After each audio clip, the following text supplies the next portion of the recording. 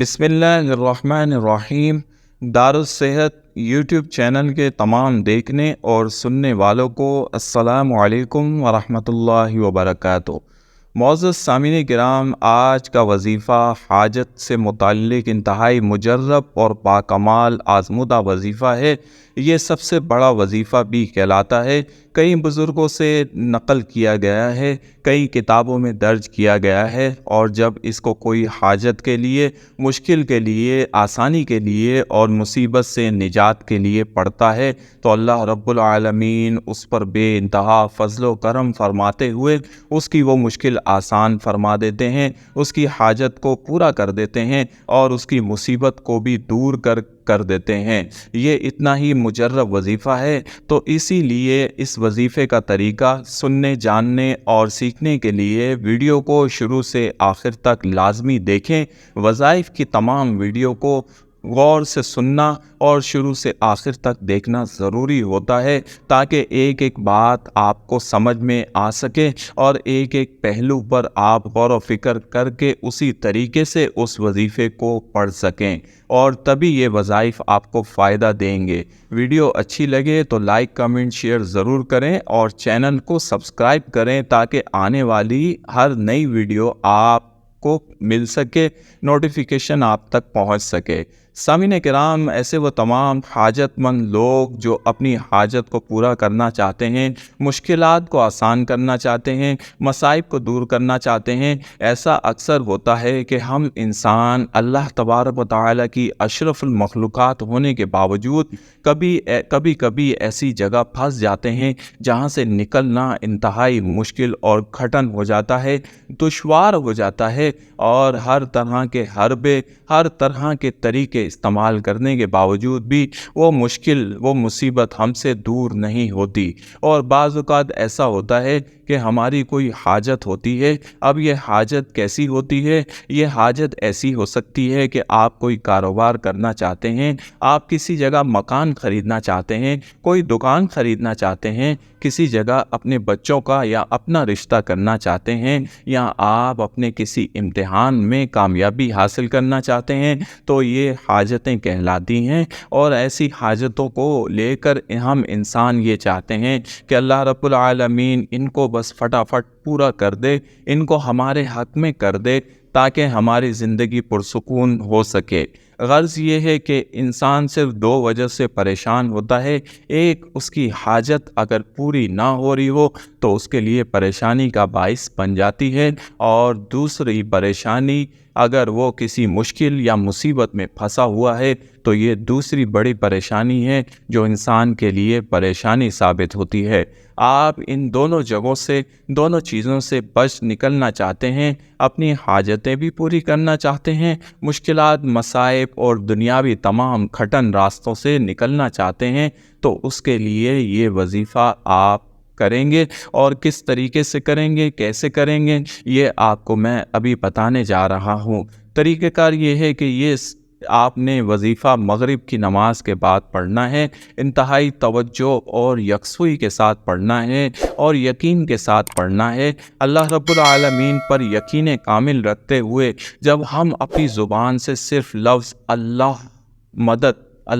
مدد کر دیں تو بھی غیب سے ہمارے لیے مدد کے لیے فرشتے آ جاتے ہیں۔ یقین جتنا پختہ ہوگا اتنا وظیفہ کام کرے گا، لفظ اللہ بھی کام کر لے گا، لفظ الف بھی کام کرے گا، ساری باتیں یقین کامل پر آ کر رک جاتی ہیں اور اخلاص پر رک جاتی ہیں۔ آپ باوضو حالت میں قبلہ رخ ہو کر بیٹھ جائیں۔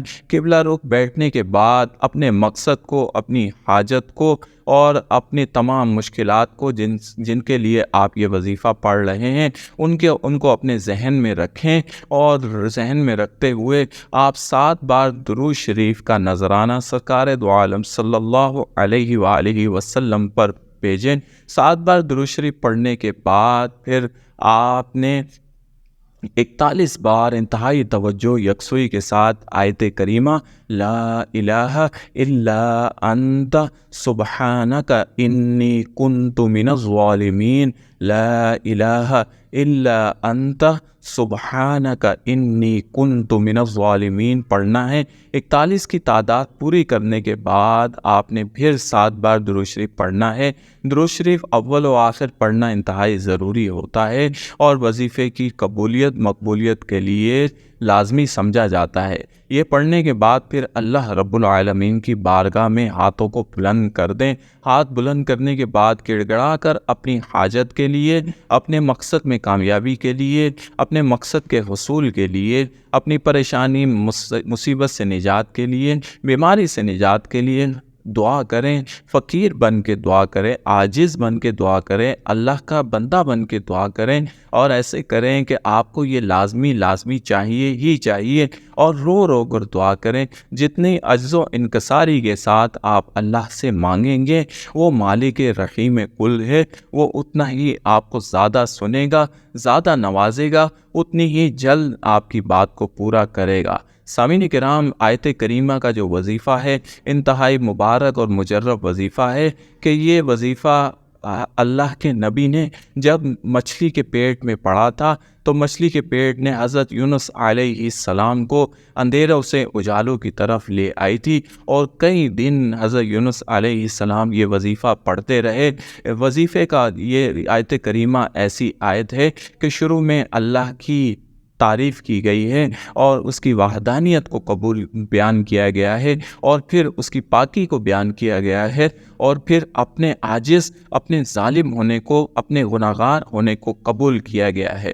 بزرگان دین کا اور تمام مشائخان عظام کا ماننا ہے کہ ہم جب اپنے گناہوں کا اقرار کر کے، اللہ کی تعریف کر کے، اللہ کی وحدانیت کا اقرار کرتے ہوئے اس سے کوئی چیز مانگتے ہیں تو اللہ رب العالمین فوراً عطا کر دیتا ہے، کیونکہ اللہ کو اپنے بندے کا توبہ کرنا سب سے زیادہ پسند ہے۔ سب سے زیادہ فعل جو اللہ کو پسند ہے، اپنے بندوں کا توبہ کرنا، عز و انکساری کے ساتھ اللہ کے آگے جھکنا اور اللہ کی وحدانیت کو بیان کرنا اور اللہ کی پاکی کو بیان کرنا اللہ کو سب سے زیادہ پسند ہے۔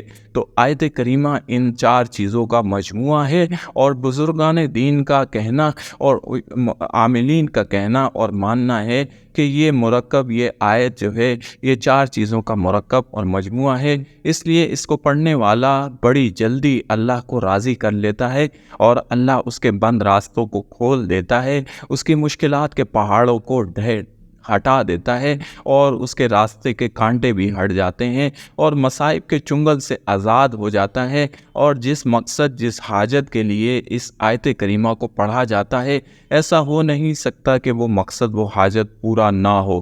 سامعین کرام، اس وظیفے کو آپ نے 21 دن لگاتار پڑھنا ہے، لیکن 21 دن کا مطلب یہ نہیں ہے کہ آپ 21 دن کے اندر آپ کا مسئلہ حل ہوگا۔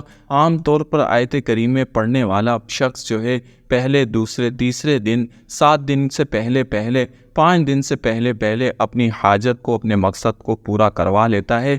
یہ اللہ کی تعریف اور اللہ کی تحمید، اللہ کی وحدانیت والی آیت ہے۔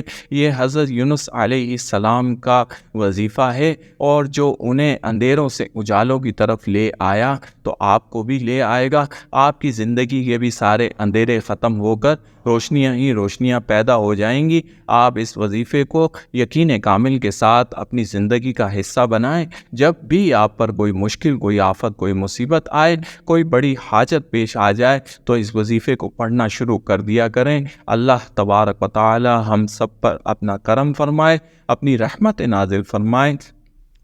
آمین ثم آمین۔